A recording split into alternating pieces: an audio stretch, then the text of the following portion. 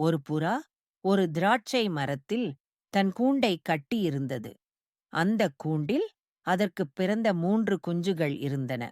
அந்தப் புறா அவற்றை மிகவும் நேசித்துப் பார்த்து வந்தது.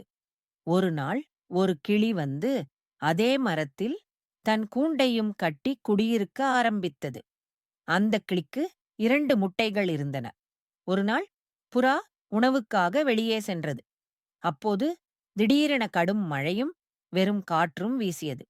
அந்தச் சூழ்நிலையில் கிளியுடனே புறாவின் குஞ்சுகளிடம் சென்று தன் சிறகுகளால் அவற்றை மூடிக் காப்பாற்றியது.